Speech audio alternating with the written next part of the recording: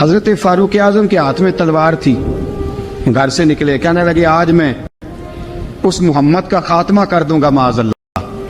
تو اس نے گھر گھر فساد پیدا کر دیا تلوار لے کے۔ ابو جہل نے نا غصہ دلایا، کہنے لگا مکے میں کوئی سورما نہیں بچا جو مصطفیٰ کو قتل کر دے معاذ اللہ، 100 سن خونٹ ملیں گے۔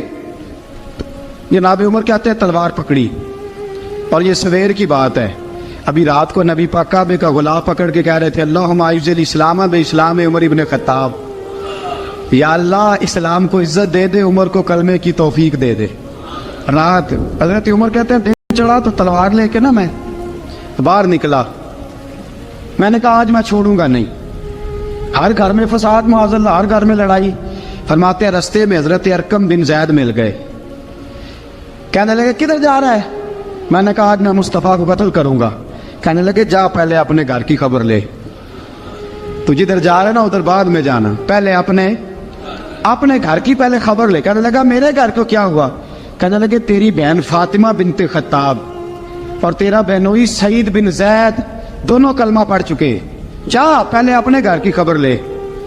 حضرت عمر فرماتے میں گیا، بڑا غصہ آیا کہ میرے گھر میں آگ لگ گئی، میں سردار مکے کا اتنا سخت گیر آدمی، میرے گھر میں اسلام آ گئے۔ فرماتے ہیں میں نے جا کے نا اپنی بہن کے گھر کی طرف رخ کیا، دروازے پہ پہنچا تو میں نے سنا اندر سے آواز آ رہی ہے، قرآن پڑھنے کی آواز آ رہی، قرآن پڑھنے کی۔ فرماتے ہیں میں نے دروازے پہ دستک دی، اندر سے آواز آئی کون ہے دروازے پہ؟ میں نے کہا عمر ابن خطاب۔ فرماتے ہیں کہ میرے بہنوئی نے کہا کہ فاطمہ تیرا بھائی بڑا سخت ہے۔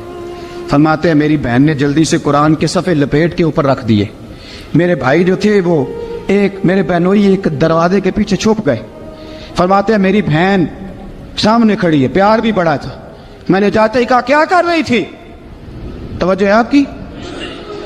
غلامان محمد جان دینے سے نہیں ڈرتے، یہ سر کٹ جائے یا رہ جائے کچھ پرواہ نہیں کرتے۔ ہمیں لگے کیا کر رہی تھی؟ حضرت فاطمہ خاموش ہے۔ عمر کہتا ہے میں نے ڈانٹ کے، بولتی کیوں نہیں، کیا کر رہی تھی؟ میں نے کہا قرآن پڑھ رہی تھی، قرآن پڑھ رہی تھی۔ کہا تجھے پتا نہیں، تجھے میرا پتا نہیں؟ فرمایا سارا ہی پتا ہے۔ کہا تو جانتی نہیں لات و منات کو برا کہتے ہیں؟ فرمایا وہ بات کی باتیں تھی، وہ جاننے نہ جاننے کی باتیں۔ دوستو توجہ، حضرت عمر ابن خطاب فرماتے ہیں کہ بہن اس جلال، اس روب، اس اعتماد سے بولتی تھی کہ میں نے تھپڑ مارا بہن کے منہ پہ، میری بہن ادھر جا کے گری۔ فرماتے ہیں کپڑے جھاڑ کے کھڑی ہوئی، کہنے لگی عمر ایک تھپڑ نہیں تو 1000 مار، تو 1000 مار، لیکن یہ امید نہ رکھنا کہ میں قرآن چھوڑ جاؤں گی، یہ امید نہ رکھنا میں قرآن چھوڑ جاؤں گی۔ فرماتے ہیں کہ میرے ہاتھ میں تلوار تھی، میں نے دستے کی طرف سے نا، دستے کی سائڈ سے تلوار بہن کو ماری زور زور سے، سر سے خون نکل آیا۔ فرمایا میں اپنے بہنوئی کی بڑی عزت کرتا تھا، میرا بہنوئی پردے سے نکلا بیوی کو بچانے، میں نے زور زور سے 2 تلوار کی پشتیں اس کے سر پہ بھی ماری، خون نکلا، پھر میری بہن آگے ہوئی، پھر مارا۔ ماتے جب خون نکلا نا بہن کا، تو میری بہن نے اپنا خون اپنے ہاتھ پہ لگا کے کہا عمر جس ماں باپ کا خون تیری رگوں میں ہے اس کا میری رگوں میں بھی ہے، اسی کا خون میری رگوں میں بھی ہے۔ فرمایا عمر جس باپ کی پشت سے تو ہے میں بھی اسی باپ کی پشت سے ہوں، جس ماں کی چھاتیوں سے دودھ تو نے پیا ہے میں نے بھی اسی ماں کی چھاتیوں سے دودھ۔ توجہ ہے آپ کی؟ میری بات سمجھ میں آ رہی ہے؟ سنیں بات، رسول اکرم صلی اللہ تعالی علیہ وسلم نے فرمایا، حضرت عمر رضی اللہ تعالیٰ عنہ فرماتے ہیں نبی پاک پہ نازل قرآن سنا تو جب میری بہن نے اس جلال کے ساتھ بات کی نا کہ عمر میں بھی اسی باپ کی بیٹی ہوں، میں بھی اسی ماں کی بیٹی ہوں، میں بھی اسی قبیلے کی ہوں، خبردار تو ترشرو ہو کے گالی 1000 دے، یہ وہ نشہ نہیں جسے ترشی اتار دے۔ فرمایا تو چارہ کر، ٹیل لگا، لیکن تو مجھے اسلام سے ہٹا سکتا؟ حضرت عمر فرماتے ہیں بہن کا جلال دیکھا تو میں ٹھنڈا ہو گیا، بہن کا جلال دیکھا تو میں نے کہا اچھا مجھے دکھاؤ کیا پڑھ رہی تھی، مجھے دکھاؤ ذرا کیا پڑھ رہی تھی۔ فرماتے ہیں میری بہن کہنے لگی تو کافر ہے، انما المشرکون نجس، جا پہلے وضو کر کے آ، جا غسل کر کے آ، جا پہلے نئے کپڑے دھلے ہوئے پہن کے آ، پہلے تیار ہو کے آ۔ حضرت عمر فرماتے ہیں میں تیار ہو کے آیا، मेरी बहन ने झोली में सफ़े रखे, कुरान पढ़े बहन, सुने भाई, अल्लाह तकदीर बदल देता है। कुरान पढ़े बहन और सुने भाई।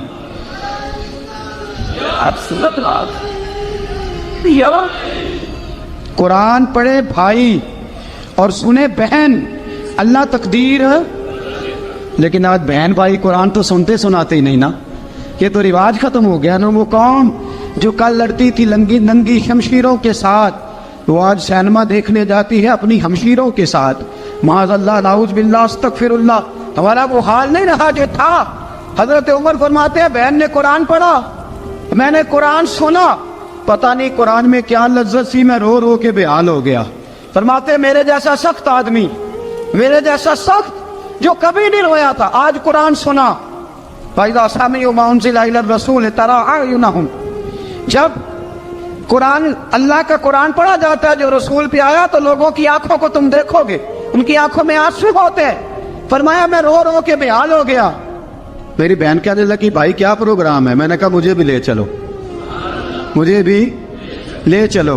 कहा चलो। फरमाने लगे जरा ठहर जाओ, मेरे ना हाथ बांधो रस्सियों के साथ, ना मेरे हाथ पीछे मेरे हाथ बांध लो, गले में मेरी तलवार लटका लो, मैं मारने आया था, मैं मुजरम बन के जाना चाहता हूँ, मुजरम बन के। और हमारे शायख फरमाया करते थे उस्ताद गिरामी, हजरत उमर फरमाने लगे मुझे मारते मारते लेके जाओ, मैं चूंकि मारने आया था ना मुझे।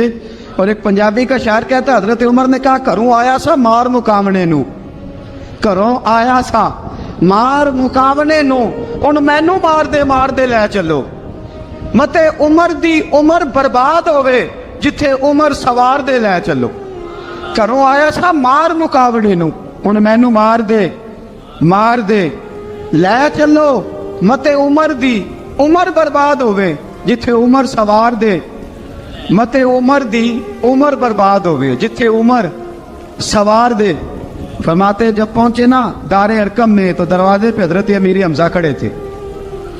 हजरत अमीर हमजा, एक शख्स कहने लगा हजरत अमीर हमजा से उमर आ रहा है। फरमाया आने दो। कहा हुजूर वो तलवार भी गले में लटक रही है। फरमाया आने दो, वो अगर उमर है तो मैं भी अमीर हमजा हूं, वो अगर उमर है तो अना अशहदुल्लाह व रसूलिही, मैं अल्लाह रसूल का शेर हूं, आने दो। और हजरत फारूक आजम का इंसाफ, इसको दुनिया जानती भी है, मानती भी है। हजरत फारूक आजम रज़ी अल्लाह तआला अन्हु काजियों का तकर्रुर करते वक्त सबसे ज्यादा एहतियात करते थे कि बंदा किस किस्म का है, इसका मिजाज क्या है, मुआशरे में इसका वकार कैसा है, उस हिसाब से उसको तकर्रुर करते थे काजी के लिए। और क्या हाल था, हज़रत ज़ैद बिन साबित रज़ी अल्लाह तआला अन्हु को आपने काजी मुकर्रर किया, बाद में माजूल कर दिया। क्यों आपने माजूल किया है? तो हज़रत उमर कहने लगे उसकी वजह है, एक दिन एक शख्स ने, हज़रत उबई बिन काब ने मुझ पर मुकदमा किया, हज़रत उमर पर मुकदमा कर दिया। तो फरमाते हैं कि मेरे सामने मैं देख रहा था, जब मैं अदालत में पहुंचा तो ज़ैद बिन साबित ने मेरा खड़े होकर इस्तकबाल किया, और जब मुदई आया है तो वो बैठे रहे हैं। तो मैंने कहा कि जब आप दोनों में मिलते वक्त इंसाफ नहीं कर रहे तो फैसले में कैसे इंसाफ करेंगे? आप इस काबिल नहीं कि आपको काजी बनाया जाए। माजूल कर दिया। अगर मैं बैसियत मुजरिम, बैसियत मुल्ज़म आया हूं, अगर आपने मेरा खड़े होकर इस्तकबाल फरमाया तो फिर मुदई का तो ज्यादा हक बनता था। और हम पर इतराज है काफिर का, वो कहते हैं तुम अदल नहीं कर सकते। बोला आदमी है ना, वो देखता है आजकल के मुसलमानों को, आजकल के मुसलमानों को देख के राय कायम करता है। हम उसे कहते हैं हाँ आजकल के मुसलमान ना देख, वो जिन्होंने डायरेक्ट नबी पाक की निकाह से फैज पाया था उन्हें देख। डायरेक्ट जो रसूल पाक की निकाह के फैज याफ्ता थे, अदल व इंसाफ से भर दी दुनिया। हजरत फारूक अमर बिन आस मिस्र के गवर्नर थे, हजरत फारूक आजम ने उन्हें मुतय्यन किया था। उनके बेटे का मिस्र में झगड़ा हो गया किसी आम आदमी के साथ, गवर्नर के बेटे का। और गवर्नर के बेटे ने उस मिस्री को, एक आम आदमी को दुर्रे मारे। तुझे पता नहीं मैं गवर्नर का बेटा हूं? मिस्री ने क्या किया, घोड़े पे बैठा सीधे मदीने आ गया, सीधा मदीने। हजरत फारूक आजम के दर दौलत पे पुश्त से कपड़ा उठाया, पुश्त से اس نے اپنے نشان دکھائے تو جناب عمر کی آنکھوں میں آنسو آ گئے. ایک عام آدمی ہے, جانتے کوئی نہیں, تمہیں رو پڑے اتنا ظلم اور میری سلطنت میں, کوڑے برسے تیری پشت پہ, فوراً بھیجا جاؤ بلا کے لاؤ. حضرت عمر بن عاص اپنے بیٹے سمیت آئے, بڑی عدالت ہے. حضرت فاروق اعظم کے لفظ, فرمایا اس کو اس کی ماں نے آزاد پیدا کیا تھا, تو نے اسے کیوں غلام بنایا ہے؟ اس کی ماں نے آزاد جنا تھا, تو نے کب سے لوگوں کو غلام. کہا بیٹے یہ کیا کہتا تھا؟ یہ کہتا تھا میں گورنر کا بیٹا ہوں, تجھے تو جانتا نہیں.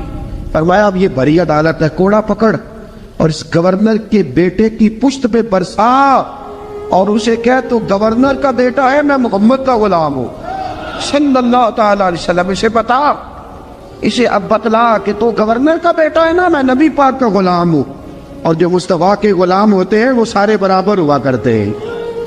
حضرت فاروق اعظم کا عدل, جناب فاروق اعظم کا انصاف, جناب فاروق اعظم رضی اللہ تعالیٰ عنہ. روم کا ایلچی آیا نا حضرت عمر فاروق کے پاس, تو وہ کہتا ہے میں پیغام لے کے آیا اپنے بادشاہ کا, اور میں سفیر تھا, میں بڑے ملکوں میں گیا, بڑے بادشاہ دیکھے, بڑے امیر دیکھے. حضرت فاروق اعظم رضی اللہ تعالیٰ عنہ کے دربار مجھے بھیجا گیا. جب پہنچا تو میں نے مسلمانوں سے کہا تمہارے بادشاہ کا دربار کہاں ہے؟ انہوں نے کہا نہ ہمارا بادشاہ ہے نہ کوئی دربار ہے, نہ بادشاہ ہے نہ کوئی. اچھا تو پھر وہ کدھر بیٹھتے ہیں؟ کہا یا مسجد میں ملیں گے یا اپنے جھونپڑے میں ملیں گے. تو کہا تمہارا بادشاہ بھی کوئی نہیں؟ کہا بادشاہ نہیں, ہم مومن ہیں, ہمارا ایک امیر ہے جسے امیر المومنین کہا جاتا ہے. وہ شخص کہتا ہے میں مسجد گیا, میں نے کہا عمر کدھر ہے؟ انہوں نے کہا جی ابھی نکلے تھے ادھر ہی ہوں گے. میں نے کہا یہ کیسا بادشاہ ہے؟ کوئی کہتا ادھر ہوں گے, کوئی کہتا ادھر ہوں گے. یہاں تو صوبائی وزیر صاحب سڑک سے گزرے تو سارے روڈ 3-3 گھنٹے بلاک رہتے ہیں, اور یہ کیا چکر ہے کہ لاکھوں مربع میل کا حکمران, کوئی کہتا اس گلی میں گیا, کوئی کہتا اس گلی میں گیا, یہ کیسا بادشاہ ہے؟ کدھر ہے عمر؟ انہوں نے کہا یہی تھا. دوسرے سے پوچھتا جو وہ باغ کی طرف گئے, باغ میں گئے تو وہ ایلچی کہتا ہے میں نے باغ والے سے پوچھا کہ یہاں تمہارا امیر کدھر ہے؟ انہوں نے کہا وہ درخت دیکھ رہے ہو؟ کہا حضرت دیکھ رہا ہوں.